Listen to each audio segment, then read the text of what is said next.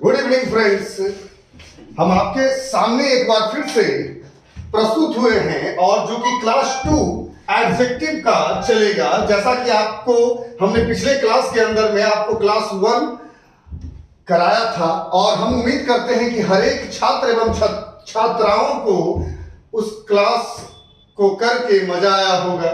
और जो आज का जो टॉपिक है बाबू, वो टॉपिक है एडजेक्टिव ऑफ नंबर। आखिर कहता है कि ये एडजेक्टिव ऑफ नंबर क्या है, तो एडजेक्टिव के अंदर में एडजेक्टिव ऑफ नंबर भी पढ़ना है।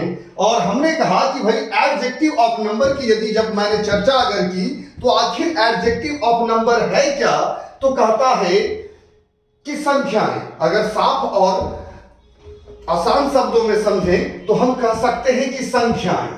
तो कहता है बाबू कि संख्याएं जो होती है बेसिकली 3 प्रकार की होती है। कितने प्रकार की? तो 3 प्रकार की संख्याएं होती है। हमने कहा कि there are 3 types of adjective number. There are 3 types of adjective number. हम पहला शब्द आपको यहां पे लिखे हैं और हमने कहा कि ऑर्डिनल नंबर, यानी कि ऑर्डिनल नंबर को यदि अगर जानिएगा अगर हिंदी शब्द के अंदर में, तो हम उसको कह सकते हैं बाबू स्थान वाला संख्या। हम उसे क्या कहेंगे? स्थान वाला संख्या। चलिए इस पे हम चर्चा करेंगे, लेकिन और भी बाकी 2 कौन सा नंबर है उसको भी हम लिख लेते हैं। यानी कि दूसरे शब्द की अगर चर्चा अगर की जाए बाबू, तो हम इसको कहेंगे कार्डिनल नंबर। और कार्डिनल नंबर को जब हम जानते हैं तो हम इसे कहते हैं गिनती वाला संख्या, यानी कि जिसे आप गिना जा सके। चलिए, और तीसरे नंबर में बुआ जो शब्द है वो आपका मल्टीप्लीकेशन नंबर, यानी कि जिसे हम जानेंगे गुना वाला संख्या।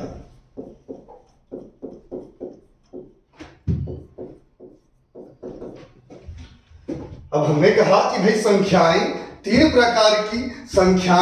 प्रकार की, यानी कि नंबर 3 प्रकार का। कहता है पहला ऑर्डिनल नंबर, दूसरा कार्डिनल नंबर और तीसरा आपका मल्टीप्लिकेशन नंबर। यानी कि कहता है ऑर्डिनल दैट मींस स्थान वाला संख्या, कार्डिनल दैट मींस गिनती वाला संख्या और मल्टीप्लिकेशन दैट मींस गुना वाला संख्या। तो कहता है कि आखिर संख्या का कैसा यूज और संख्या का हम किस प्रकार से यूज करेंगे, ठेठ में समझिए। यानी कि हमने कहा जब आप स्कूल या कॉलेज में पढ़ते होंगे तो हम जाहिर सी बात है, जब हम स्कूल में पढ़ते थे तो चर्चा की जाती थी, अरे फलानमा जो है उसका फर्स्ट रोल नंबर है, अरे वो फलानमा है जो उसका सेकेंड रोल नंबर है। यानी कहने का मतलब है कि फर्स्ट, सेकेंड, थर्ड, फोर्थ, ये जो सारे के सारे जो नंबर हैं वो आपके ऑर्डिनल नंबर के अंदर में आते हैं। चलिए आइए कुछ हम चर्चा यहाँ पे हम लिख कर हम करेंगे जो आपको लिखने में आसानी होगा। और हमने ऑर्डिनल नंबर में हमने कहा जैसे first comma, second comma, third dot dot dot, ये कहां तक जाएगा? तो आपको याद होगा कि अगर कोई बच्चा क्लास का लास्ट आता होगा, क्लास का क्या आता होगा? लास्ट, तो उसको कहा जाता था भाई कि हम क्लास के लास्ट स्टूडेंट हैं। यानी टीचर जो होते हैं वो डांटते हैं और ये एकदम बेवकूफ है तो वो लास्ट है। और जो फर्स्ट आता होगा उसको प्राइज मिलता होगा। हम लोगों को भी मिला है, कभी कभी फर्स्ट तो नहीं पहुंचे लेकिन सेकेंड थर्ड तक तो पहुंचे हैं। तो यानी कि first, second, third dot dot dot last तक में आपकी संख्याएं जा सकती है। कौन सी संख्याएं जा सकती है? तो हमने आपको कहा बाबू कि आपको ऑर्डिनल नंबर, ये जो ऑर्डिनल नंबर है वो फर्स्ट, सेकेंड, थर्ड से लेकर लास्ट तक में जा सकता है। अब जब हम चर्चा अगर करेंगे बाबू नेक्स्ट का, और हम करेंगे कार्डिनल नंबर। क्या करेंगे? Cardinal number. तो इसको आप सिंपल शब्दों में कह सकते हैं को और ऑर्डिनल, और इसको अगर एक शब्दों में कहेंगे तो कार्डिनल नंबर। और कार्डिनल नंबर दैट मीन्स हमने आपको कहा है बच्चा गिनती वाला संख्या। कौन सा संख्या? गिनती वाला संख्या। अब इस कार्डिनल नंबर के विषय में अगर हम जानेंगे तो ये भाई कार्डिनल नंबर क्या है, आखिर ये कार्डिनल नंबर है क्या? तो हमने कहा कि चलो पहले इसको मिटा देते हैं, फिर से इसको लिखा जाए। तो हमने कहा कि कार्डिनल नंबर दैट मीन्स क्या आ सकता है एग्जाम्पल में, तो फर्स्ट सेकेंड हुआ तो एक नंबर और होता है, वो नंबर क्या है? वो नंबर है 1 2 3, चलिए डॉट डॉट डॉट 4, चलो बढ़ा ही देते हैं 4 5 डॉट डॉट डॉट, कहां तक जाएगा? तो ये जो बाबू है वो आपको इन्फिनिटी तक जाएगा। यानी कि नंबर आपको जानकारी होनी चाहिए बच्चा सब कि ये जो है वो अनंत तक जाएगा। यानी कि कार्डिनल नंबर गिनती वाला संख्या 1 2 3 4 डॉट डॉट डॉट डॉट, इसका कोई अंत नहीं है, इसलिए इसमें हम लास्ट का प्रयोग बच्चा नहीं करेंगे। इसमें जब भी अगर हम प्रयोग करेंगे तो इन्फिनिटी तक जाएगा। हमने तीसरा शब्द में आपको कहा बाबू, तीसरा शब्द में हमने आपको कहा कि भाई कौन सा हमने शब्द लिखा है, तो मल्टीप्लिकेशन नंबर। मल्टीप्लिकेशन नंबर तो कहता है कि मल्टीप्लिकेशन का मतलब हमने आपको बताया कि गुना वाला संख्या, गुना वाला संख्या। चलिए लिख लीजिएगा, हमने कहा कि गुना वाला संख्या। अब इस गुना वाले संख्या के अंदर में क्या, तो हमने कहा कि गुना वाले संख्या के अंदर में जो कुछ शब्द आएंगे बच्चा, वो आपका सिंगल, कहता है डबल, हमने कहा ट्रिपल, चलिए पी और डबल पी यूज कर सकते हैं, डॉट डॉट डॉट। आगे जब हम बोलेंगे इसमें तो हमने कहा कि फोर्थ टाइम्स, जब और आगे बढ़ते हैं तो इसको हम कहते हैं 5 टाइम्स। अरे ऐसा नहीं करना है, पिछले क्लास में हमने आपको बताया है कि ऐसा नहीं करना है कि भाई सिंगल डबल ट्रिपल तब कुछ उसी टोन में कोई शब्द को बोल देना है, नहीं। जब सिंगल डबल ट्रिपल जब आता है तो इसके बाद जब आगे बढ़ता है तो बढ़ता है बाबू 4 टाइम्स, 5 टाइम्स और 6 टाइम्स एक्सेट्रा एक्सेट्रा। और ये इसका अंत भी कहां तक में है, तो इसका जो अंत भी है यहाँ, ये इसका भी जो अंत है वो इन्फिनिटी तक ही है, यानी कि अनंत है, इसका कोई ब्रेक नहीं है। अब सवाल ये है बाबू, अब सवाल बाबू ये है कि आखिर हमने कहा डबल पी जनरली भी यूज होता है इसमें और सिंगल पी भी यूज कर सकते हैं, कोई इसमें इशू नहीं है। हमने आपको कहा कि भाई 4 टाइम्स और 5 टाइम्स की जब चर्चा किए तो ये नंबर की जब हमने चर्चा किए तो आखिर ये नंबर का यूज क्या है एडजेक्टिव में, तो यानी कि नंबर का यूज क्या है एडजेक्टिव में, और आपके जनरल कंपटीशन के सवाल में किस प्रकार से इसको पूछा जा सकता है। तो बिल्कुल इससे रिलेटेड बड़ा ही इंपॉर्टेंट कंटेंट है जो आपके सामने आएगा। यानी कि आप एक नियम लिखिए और मैं लिखाता हूं।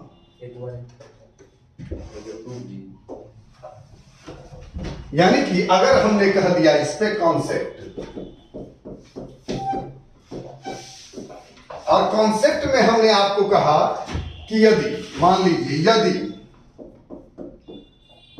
यदि किसी सेंटेंस में तीनों संख्या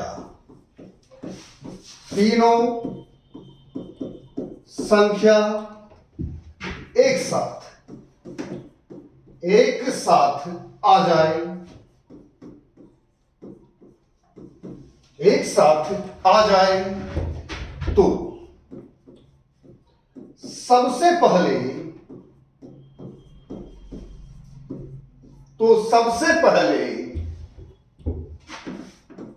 ऑर्डिनल नंबर, उसके बाद कार्डिनल नंबर और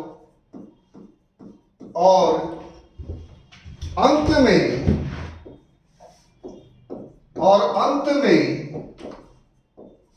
मल्टीप्लिकेशन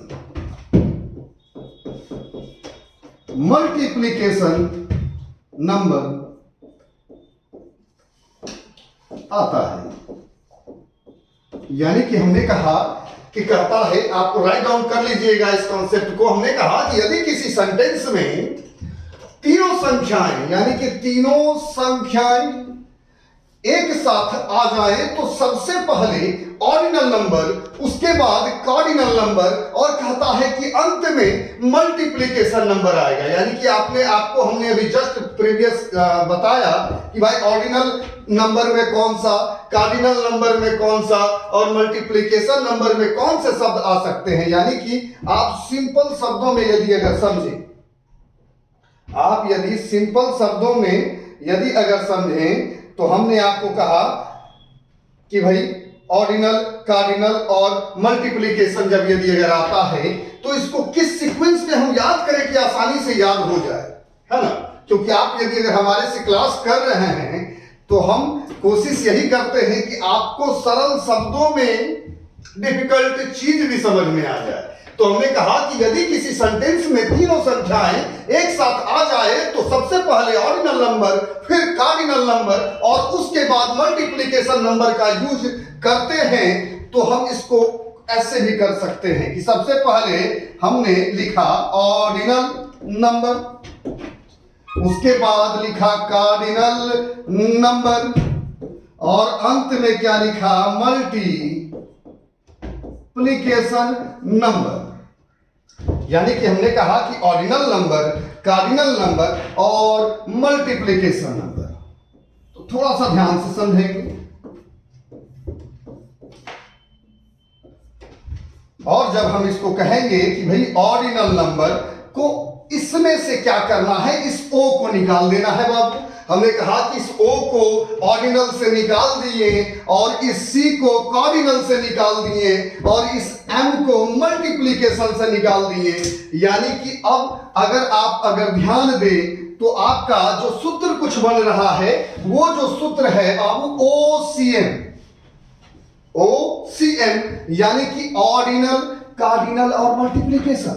देखिए याद करना आसान है, तरीका होना चाहिए, टेक्निक होना चाहिए, और आपको डिफिकल्ट चीज भी आसान दिखेगा तब जब आप टेक्निक से पढ़ेंगे। कम समय में ज्यादा काम करना है, क्योंकि एग्जामिनेशन इतना लेंदी हो गया है बाबू कि उसको हम अगर आसानी से अगर डिफिकल्ट चीज को अगर नहीं समझें तो कहीं ना कहीं हमारा रिजल्ट फंसता है। तो रिजल्ट फंसने का मौका तो बिल्कुल नहीं देना है, और आपको इस सूत्र को आपको याद रखना है कि ये है हमारा OCM, यानी ऑर्डिनल, कार्डिनल और मल्टीप्लिकेशन। यानी कि यदि किसी सेंटेंस में तीनों संख्याएं एक साथ आ जाए तो सबसे पहले ऑर्डिनल, उसके बाद कार्डिनल और उसके बाद मल्टीप्लिकेशन। तो याद रखना है OCM। अब इसमें जो इससे भी ज्यादा याद रखने की ये जरूरत क्या है कि भाई ऑर्डिनल के अंदर में हमने कौन सा एग्जांपल लिखाया था, तो दिमाग में तुरंत रिकॉल करना है, तो फास्ट फॉरवर्ड हो जाना है बाबू, एकदम फास्ट फॉरवर्ड। हमने कहा कि ऑर्डिनल में हमने अब लिखाया था, अगर याद होगा तो first second dot dot last, first second dot dot last, ये जरूरी है। कार्डिनल में 1 2 3 4, मल्टीप्लिकेशन में सिंगल डबल ट्रिपल। अब मजाल है कि सवाल आएगा और सवाल नहीं बनेगा, सोचना ही नहीं है, आसानी से आप उस सवाल को सॉल्व कर लेंगे जब आपको ये कोड याद रहेगा। अगर नहीं याद होगा तो फिर हम याद कराएंगे, आप रिपीट करके देखें, और अच्छा लगे तो जाहिर सी बात है लाइक शेयर एंड सब्सक्राइब तो जरूर करें, क्योंकि आपका सपोर्ट ही हमारी संपत्ति है बात। क्लियर है? आप सपोर्ट करें और हम आपको एक से बढ़कर एक बेस्ट कंटेंट देने की कोशिश करेंगे, और हमेशा देने की कोशिश करेंगे, नो डाउट। चलिए आइए हम इसको अब डिलीट करते हैं और कुछ एग्जांपल्स पे हम लोग आ जाते हैं। यानी कि इसकी चर्चा हो गई, अब हम आते हैं एग्जांपल पे।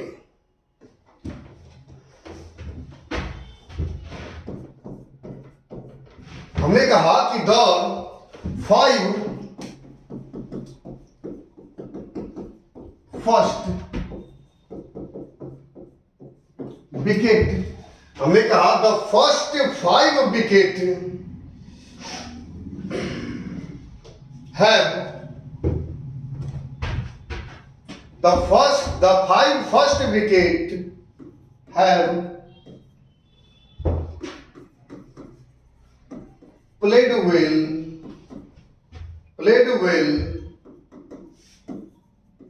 in this match।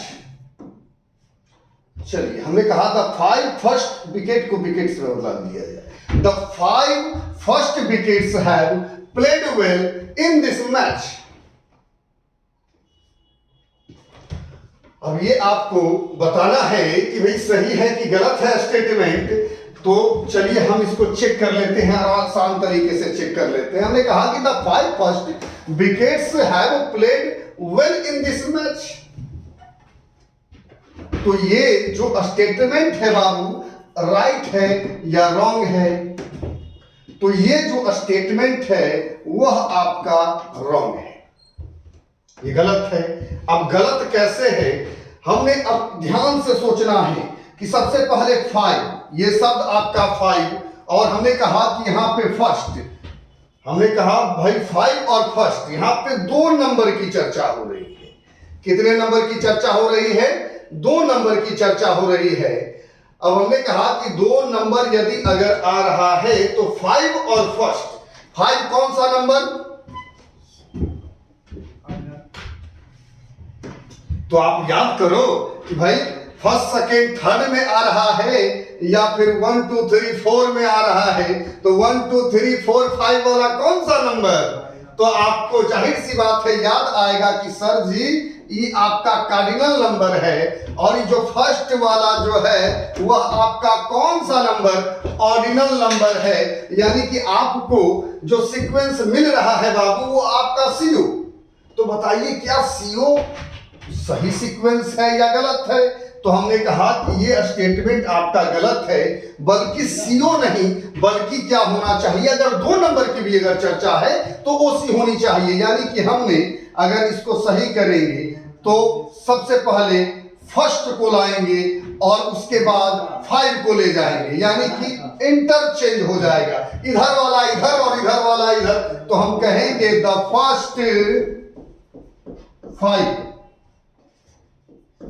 First 5 wickets. अब प्लूरल है तो इसलिए हमने हैव का भी यूज किया है यहां पर। The first 5 wickets have played well in this match। अब जो ये स्टेटमेंट है बउआ वो बिल्कुल क्या है?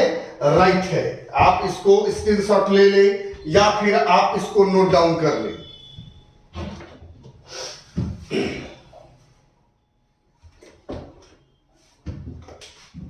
चलिए अब हम लोग चर्चा नेक्स्ट एग्जाम्पल पे करते हैं। अब हम लोग चर्चा नेक्स्ट एग्जाम्पल पे करते हैं और उम्मीद है कि आपको समझ में आ रहा होगा।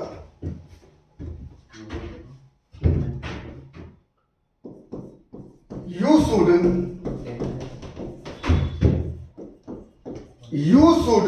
read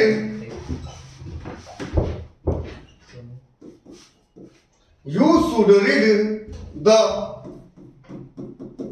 5 last pages. You should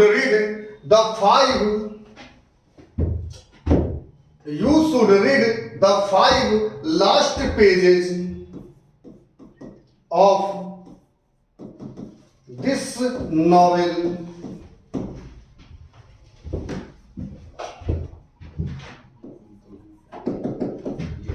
हमने कहा कि you should read the 5 last pages of this novel. यानी कि यदि अगर हम इस एग्जाम्पल की चर्चा कर रहे हैं तो हमको फिर से फाइंड क्या करना है कि भाई ये स्टेटमेंट सही है या गलत है। तो हमको जब चेक करना है तो हम फिर उसी नियम के आधार पे करेंगे। तो ध्यान से पढ़िए, यू देखिए आपका सवाल का जवाब हमेशा आपके सवाल में ही होता है बाबू, और इधर उधर नहीं होना है। एक बार दिक्कत हो कोई बात नहीं, फिर से रिपीट पढ़ो। तो हमने कहा you should read the 5 last pages of this novel. तो अब हम अगर जब चर्चा करेंगे तो देखते हैं यहाँ 5 और यहाँ पे लास्ट। अब 5 जो शब्द है फिर से आ गया भाई। तो अब ये 5 जो शब्द है आखिर ये है क्या, और लास्ट जो शब्द है यह फिर क्या है। तो 5 याद करिए, याद करिए है ना, first second third fourth fifth, तो ये तो होना नहीं है, तो ये तो आपका ऑर्डिनल हुआ नहीं। तो ये जो शब्द फिर से आया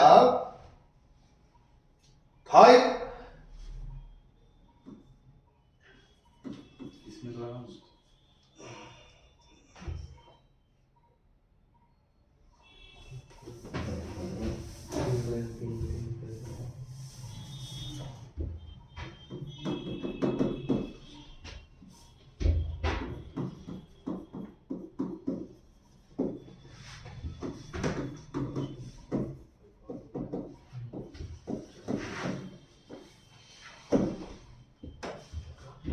चलिए ये आपका लास्ट जो शब्द है ऑर्डिनल, और जो ये आपका 5 शब्द जो है वो आपका कार्डिनल।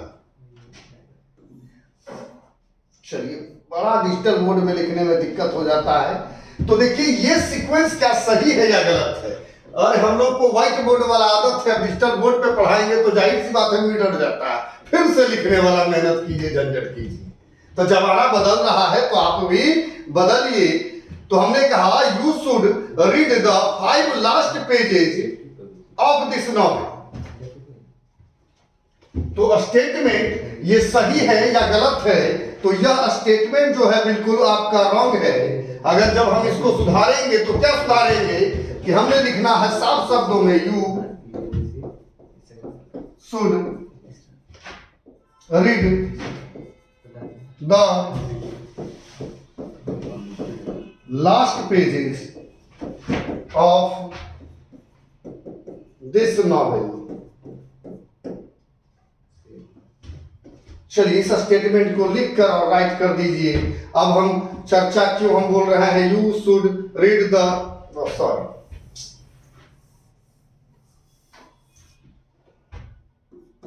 लास्ट 5 पेजेस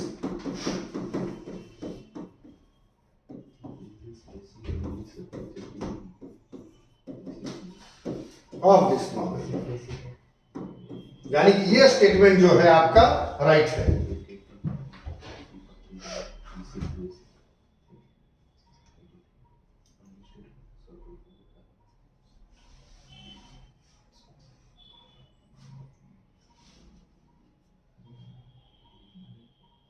यानी कि लास्ट जो शब्द है ऑर्डिनल और 5 जो शब्द है वो कार्डिनल। क्लियर है। अब हम थोड़ा सा नेक्स्ट एग्जांपल में बढ़ते हैं।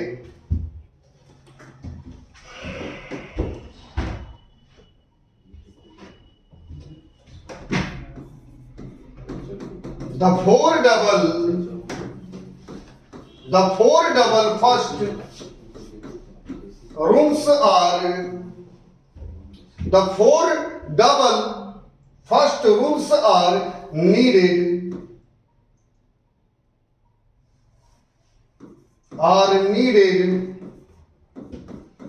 to live। अब देखिए इस स्टेटमेंट में तीनों शब्दों का चर्चा किया गया है। इस स्टेटमेंट में तीनों शब्दों का चर्चा किया गया है और इसको हम फाइंड करेंगे कि भाई सबसे पहले कौन सा आना चाहिए।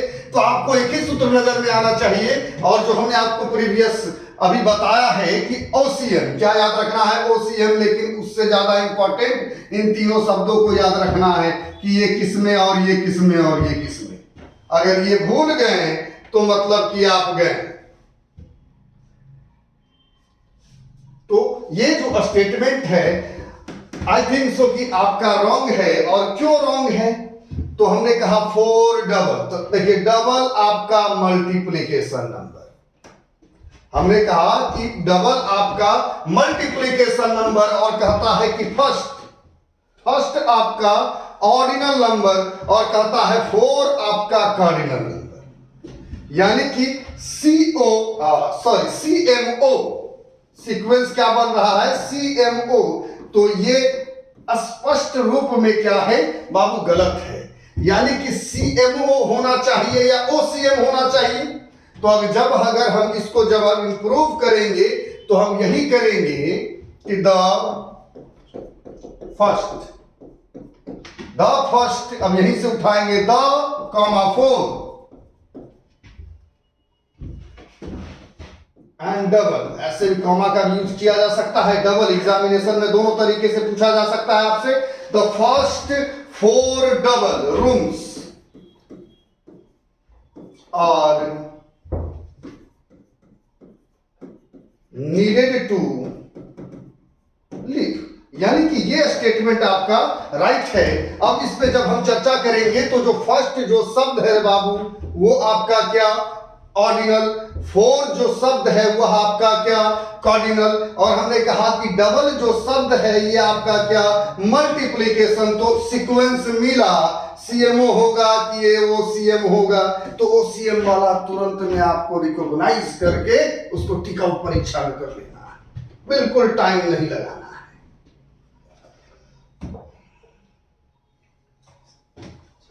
चलिए अब हम कुछ आगे बढ़ते हैं इसी कंटेंट में और हम कुछ नोट पॉइंट आपको कराते हैं या मौखिक आप उसको लिख सकते हैं। हम कह रहे हैं कि ध्यान रहे कि इस अवस्था में आने वाला नाउन, हमने कहा कि ध्यान रहे कि इस अवस्था में आने वाला नाउन एवं वर्ब, यानी कि इस अवस्था में जो भी नाउन एवं कहता है कि वर्ब आएगा बाबू, वो वर्ब दोनों के दोनों प्लूरल होगा। यानी कि समझ लीजिए, अब ऐसा कोई एग्जाम्पल आ जाए तो हम एग्जाम्पल की चर्चा करेंगे, लेकिन हमने कहा कि इस अवस्था में आने वाला नाउन एवं वर्ब, नाउन एवं वर्ब दोनों प्लूरल होगा। अब हमने कहा कि इस अवस्था में आने वाला नाउन एवं वर्ब दोनों प्लूरल होगा। इसको राइट डाउन कर लीजिए आप लोग।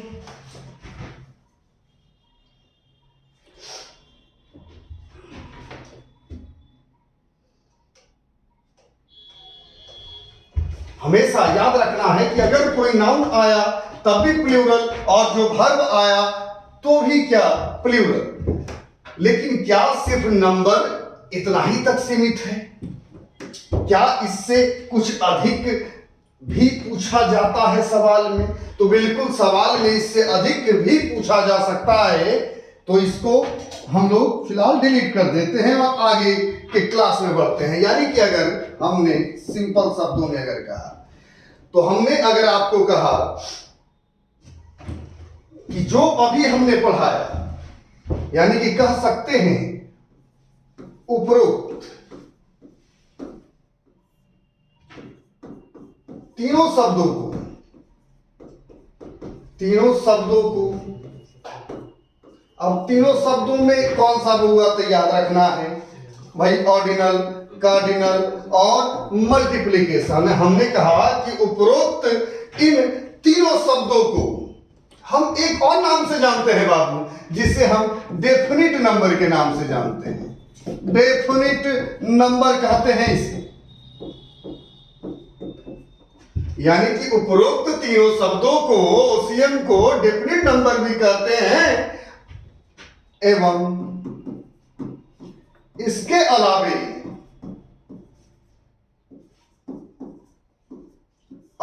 भी एक अलग प्रकार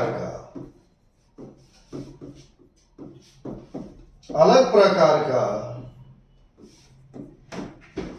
नंबर होता है जिसे हम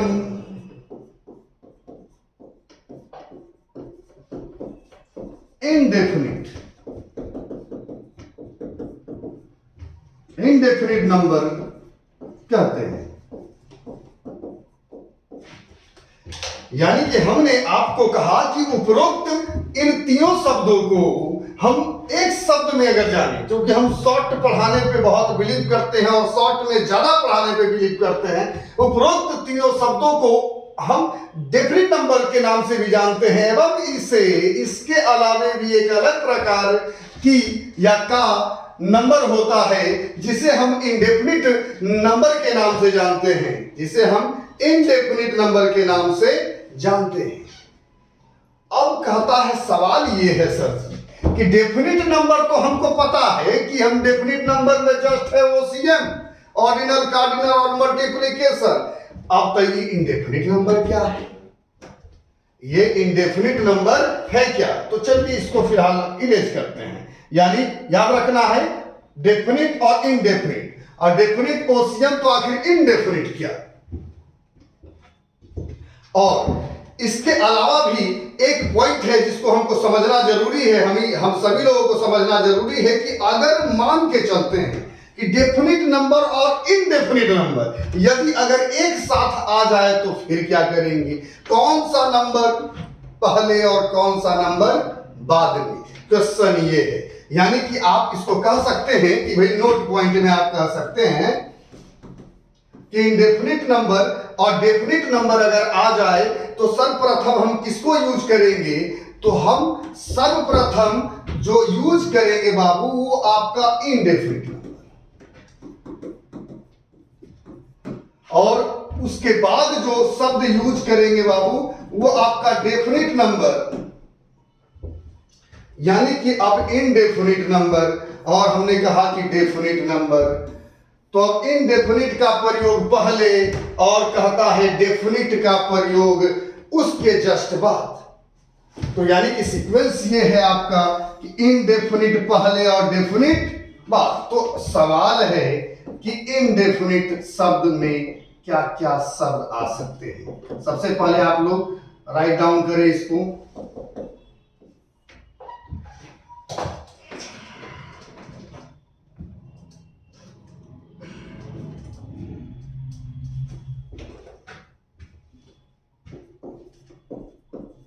तो हम लिख रहे हैं कुछ शब्द है ना जो कि आप लोग राइट डाउन कर सकते हैं। many a great many,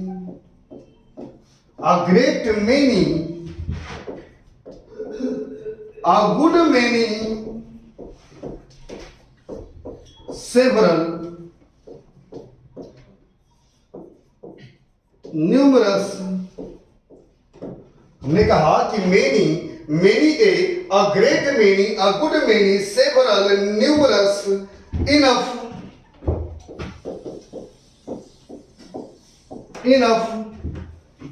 a lot of, lots of, comma, few, etc। यानी कि ये एक अलग प्रकार का नंबर है जिसे हमने आपके सामने कहा बाबू कि ये हम इंडेफिनिट नंबर के नाम से जानते हैं। Many, a great many, a good many, several, numerous, enough, a lot of, lots of, etcetera etcetera, है ना।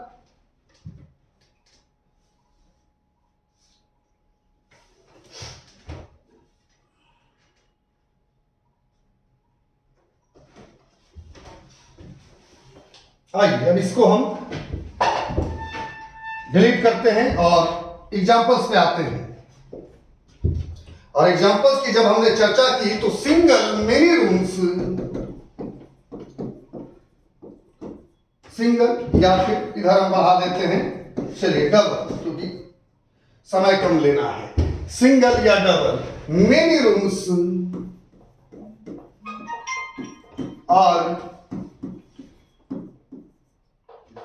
needed to live, या फिर needed to live, या फिर कह सकते हैं डबल, सिंगल, मेनी रूम्स और रेडी टू यूज, या और रेडी टू यूज, वही है बात, वही है, अंतर कोई विशेष नहीं पढ़ना है बाबू। हमने कहा कि double single many rooms are needed to live, तो हमको सिर्फ देखना यही है कि डबल और सिंगल, या तो डबल या तो सिंगल। अब भाई या यहाँ पे मेनी, अब हमने कहा कि भाई अब हमको यही चर्चा करना है कि कौन सा डेफिनिट और कौन सा इनडेफिनिट। तो हमने कहा कि भाई सबसे पहले कौन सा आना चाहिए, तो इनडेफिनिट, और उसके बाद कौन सा आना चाहिए, तो डेफिनिट। तो हमने कहा इनडेफिनिट वाला जो नंबर है, जाहिर सी बात है कि ये मेनी है इनडेफिनिट नंबर, और ये जो है आपका डेफिनिट नंबर है, तो जाहिर सी बात है कि ये इंटरचेंज होगा, यानी कि इसके स्थान पर डेफिनिट वाला और इसके स्थान पर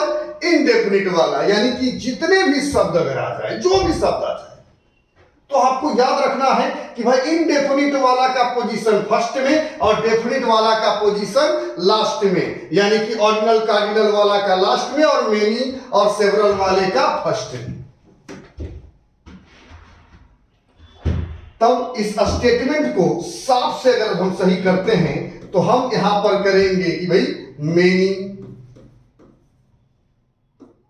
सिंगल या फिर कहता है double, rooms are ready to use या rooms are needed to live. चलिए अब हम कुछ और टॉपिक पे चर्चा करेंगे अभी के जस्ट क्लास में, और भाई वो टॉपिक क्या होगा, जैसे कि अगर हमने कुछ कंटेंट जो एडजेक्टिव के अंदर में पढ़ना है आप लोगों को, क्योंकि जाहिर सी बात है कि डीप नॉलेज देना है तो इतना ही तक नहीं देना है, आपको बढ़िया तरीके से पढ़ाना है।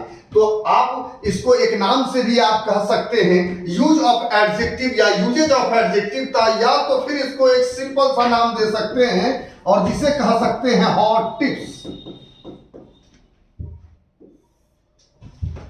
यानी कि अब इसके अंदर में आखिर शब्द क्या आते हैं। हमने कहा कि भाई इसका जो पहला जो टॉपिक होगा आपके सामने बाबू, वो जो टॉपिक होगा वो होगा एल्डर एंड ओल्डर। अब कहता है कि एल्डर और कहता है ओल्डर। अब कहता है कि ये एल्डर और ओल्डर क्या है, तो आप एल्डर दैट मींस कह सकते हैं it comes to show as seniority, it comes to show as seniority, simple में कहेंगे।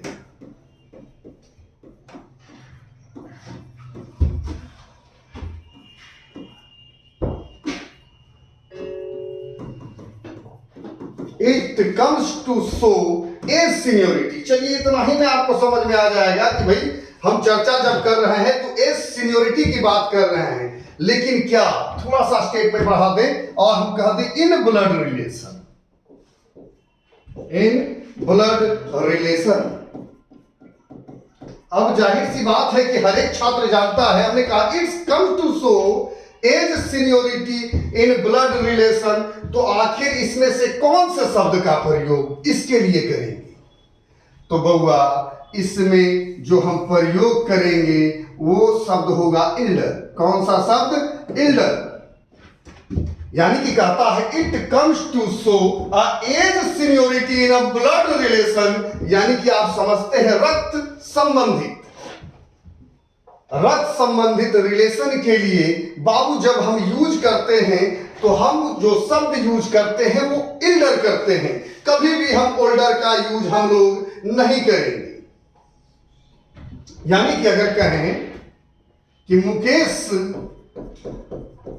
अंबानी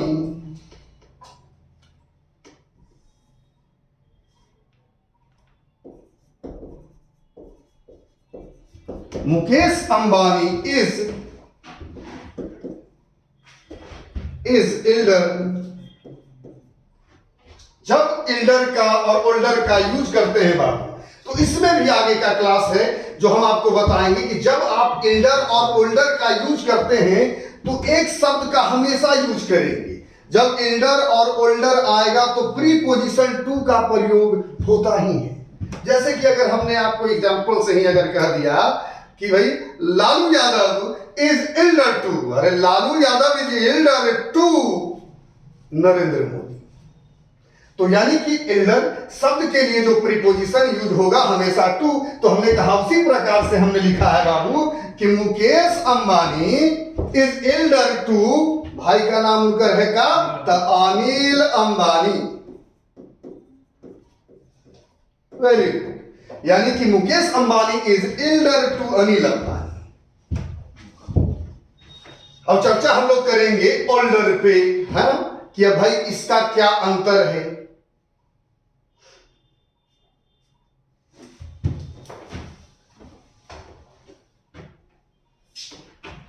चलिए टॉपिक चेंज और आप लोग लिख लीजिएगा। और हमने कहा ओल्डर, तो बस थोड़ा बहुत अंतर है। इसमें हम लोग ब्लड रिलेशन के लिए कर रहे हैं और उसमें हम लोग ब्लड रिलेशन के लिए ओल्डर का यूज हम लोग नहीं करेंगे। हमने कहा कि it comes to show as seniority. चल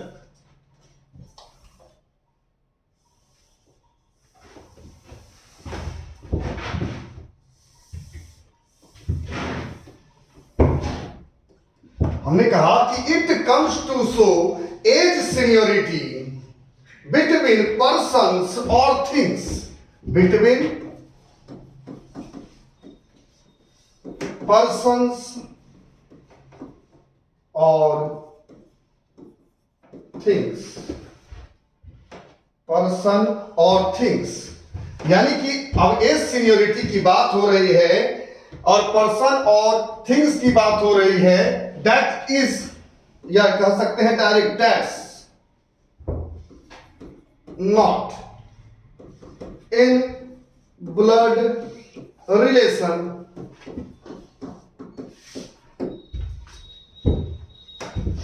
in blood relation।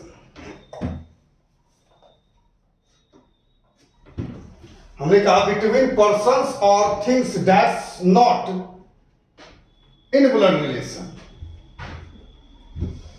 यानी कि अब हम इसको समझते हैं ओल्डर। हमने कहा it comes to show as seniority between persons और things that's not in a blood relation. यानी कि जिसका संबंध खून से हो नहीं। अब मान के चलो खून से नहीं है, हिंदू और मुस्लिम क्या भाई खून संबंधित भाई है। सिख ईसाई बोलते हैं हम लोग, हिंदू मुस्लिम सिख ईसाई और सब भाई भाई। तो जाहिर सी बात है कि वो ब्लड रिलेशन नहीं भी है, फिर भी हम उसको क्या बोलते हैं, भाई ही बोलते हैं। यानी कि इसको हम मिटा रहे हैं। आप लोग स्क्रीनशॉट ले लीजिए।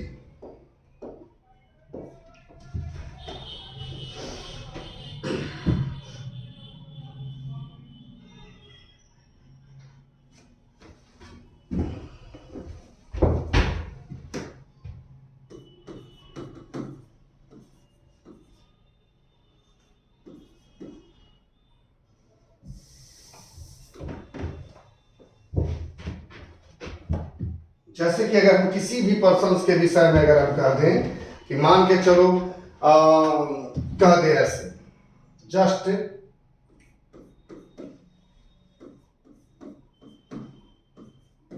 Nitish Kumar is elder. हमने कहा कि Nitish Kumar is elder to,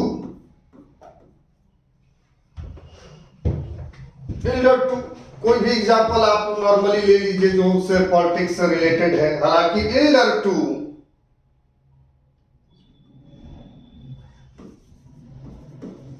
Ram Kripal Yadav. हमने कहा कि भाई Nitish Kumar is elder to Ram Kripal Yadav. तो जाहिर सी बात है कि भाई है नहीं, लेकिन लोग जनरल है कि पॉलिटिक्स के अंदर में भी कहते हैं कि हम भाई हैं। तो यानी कि Nitish Kumar is elder to कहता है कि राम कृपाल यादव। तो यहां पर एल्डर का प्रयोग हम करेंगे क्योंकि ये ब्लड रिलेशन यानी खून संबंधित नहीं है। चलिए अब नेक्स्ट टॉपिक में हम बढ़ते हैं और आज के क्लास का बिल्कुल लास्ट टॉपिक होगा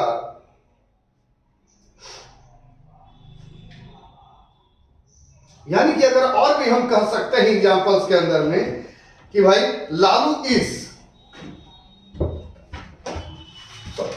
यहाँ पे आप, यहाँ पर एल्डर के स्थान पर हम ओल्डर आपको पढ़ा रहे थे तो बाई मिस्टेक एल्डर ही बुला गया। हमने कहा कि Nitish Kumar is older to Ramkripal Yadav, क्योंकि आपने ऑलरेडी आपने पढ़ लिया है एल्डर को। और हम आते हैं अब नेक्स्ट टॉपिक के ऊपर।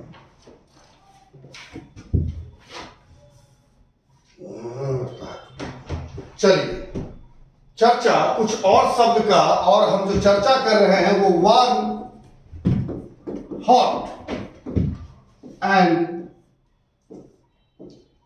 स्कॉर्चिंग।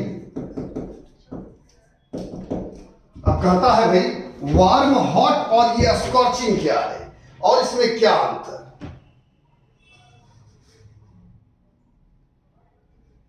वार्म, हॉट और स्कॉर्चिंग क्या है और इसमें क्या अंतर। तो हम अगर सबसे पहले वार्म को अगर हम नोट करें, और वार्म की जब हमने चर्चा अगर की तो हम कह सकते हैं it comes to show a hit, it comes to show a hit is not favorable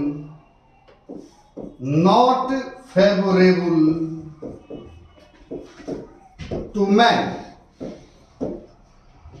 हमने आपको लिखा, आप वहां पे लिख लीजिए। हमने कहा कि it comes to show a hit that is, that is favorable to man, not नहीं बल्कि that is favourable to man. It comes to show a hit is favourable to, क्या कहता है, मैन। जिस गर्मी को आप आसानी से सह लेते हो उसके लिए हम हॉट शब्द का यूज करेंगे। यानी कि आइए हम इसको एग्जांपल से समझते हैं।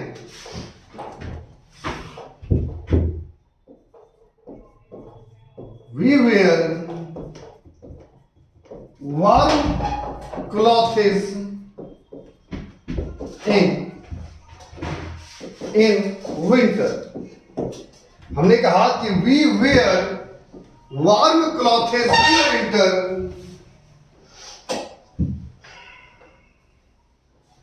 We wear warm clothes in winter। तो अब चर्चा हो रही है कि जब अगर मान के चलो कि अगर कम ठंड है और हम हल्का स्वेटर पहने हुए हैं तो वहां पर जो हम शब्द यूज करेंगे तो बाबू वहां पे वार्म शब्द का यूज करेंगे। चलिए फटाफट लिखा जाए और नेक्स्ट में बढ़ा जाए हॉट। चलिए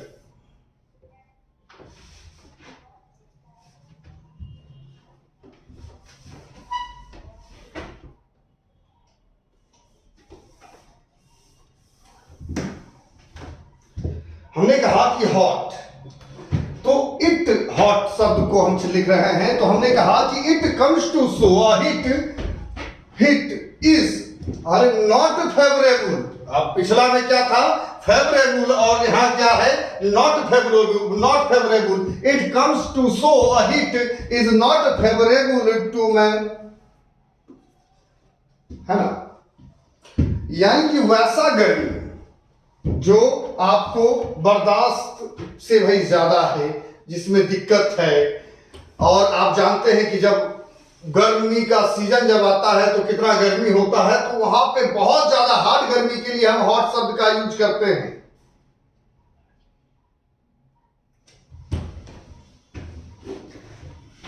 चलिए एग्जाम्पल में आते हैं और हम लिखते हैं। हमने कहा कि वी कांट पुट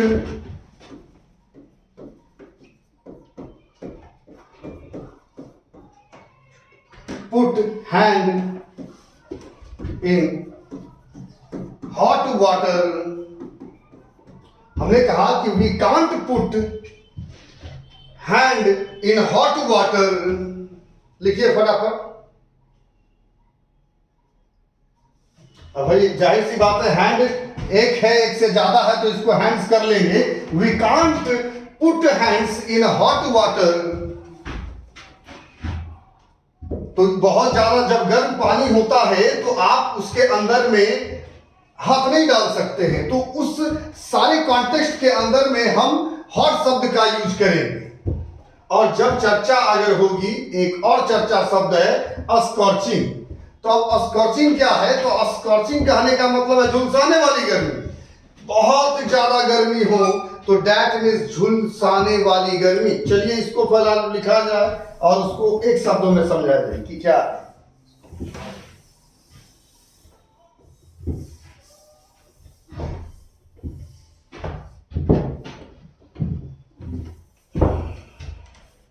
यानी कि हमने कहा स्कॉर्चिंग, और स्कॉर्चिंग दैट मीन्स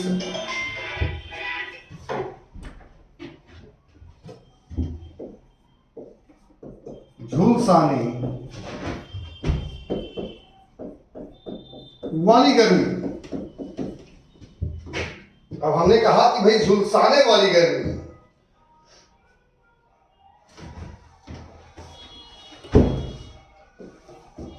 आइए कुछ एग्जांपल्स की जब हम चर्चा करते हैं तो we get a scorching, we get a scorching sun, we get a scorching sun in the months of